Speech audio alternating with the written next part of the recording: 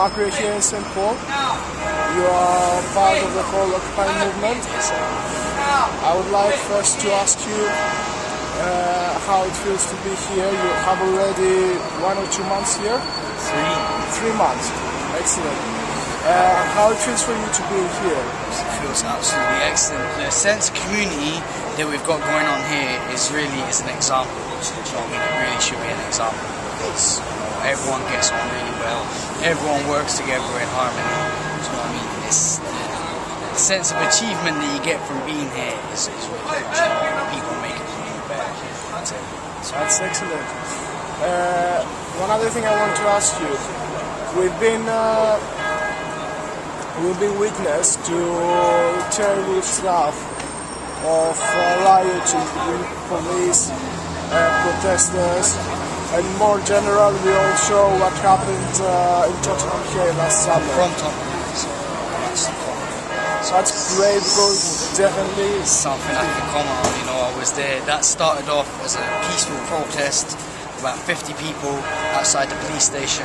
They were there all day. They never got any answers. You know, the police just ignored them, and then when the police did come out, they weren't very nice about things, to say the least.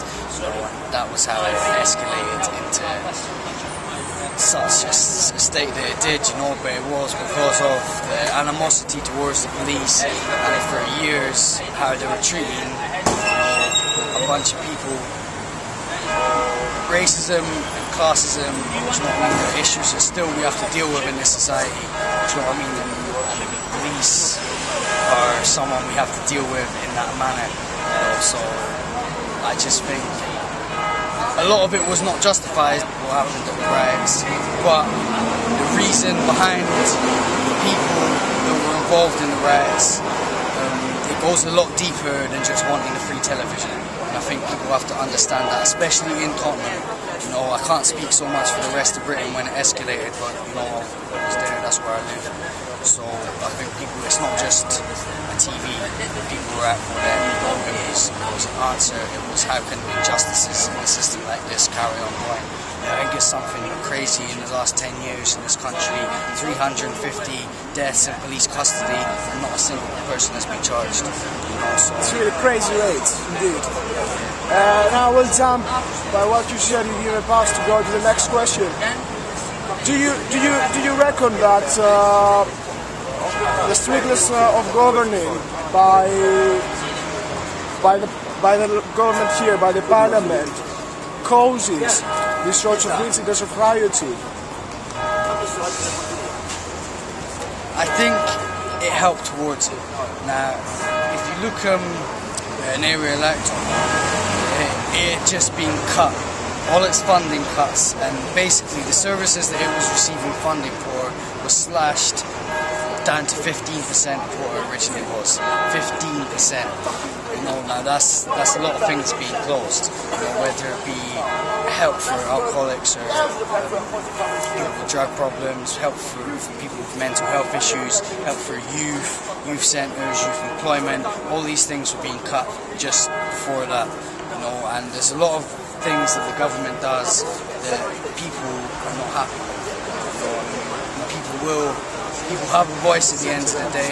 You know, people will see MPs stealing from expenses, people see bankers looting on a mass scale. You know, it's basically what they're doing, but because they have laws and legislation behind them, which the government has put in place for them to protect them, you know, then people have a right to be angry, and I think the government do sort of cause that thing in that sense of what they're here. Alright, thank you for that. In conclusion, do you see a change, a solution, a hope for the future? Really? I don't know. I hope I can see change, you know, that's why I'm here. I'm here because I want to see change.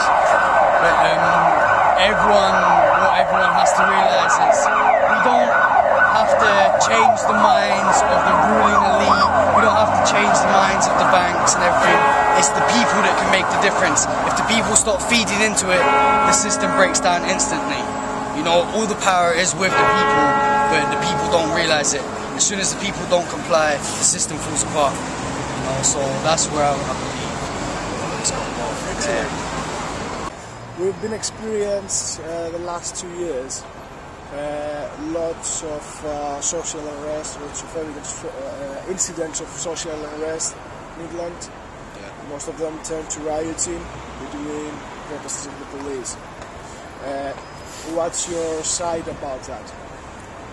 I mean, the riots that have happened of late, they happened because of a guy called Mark Duggan, and he ended up getting mistakenly killed by the police.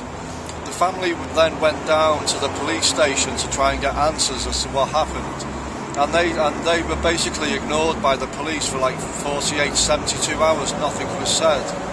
During that time, a 16-year-old girl was assaulted by the police, and that sort of ignited the anger that was already in the area.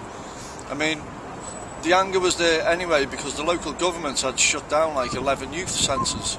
So again, you've got high unemployment, you've got the youth who are on the streets, nothing to do, and then you have the police coming in, murdering a man in their community, and then not giving answers. So the whole thing sort of ignited that social unrest, you know. And this is what happens when governments don't listen to the people. They're not left with many options.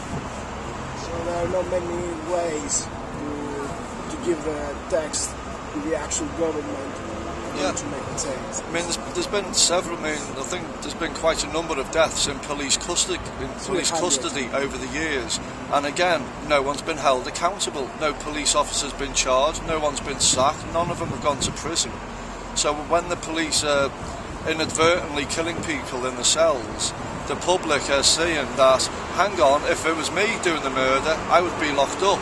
So why is it that the policemen, no, they may not set out to really kill the person, they may beat them up and they end up dying.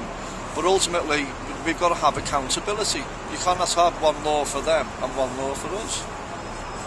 That's my viewpoint on the social unrest. If a strict and the injustice objectively causes the rioting, the death, and all these things that the media are talking about and we are experiencing the last couple of years. What's your stand about that? I believe that a lot of it is down to the reasons we're here, the big banking greed, the corporate greed, the elitist greed.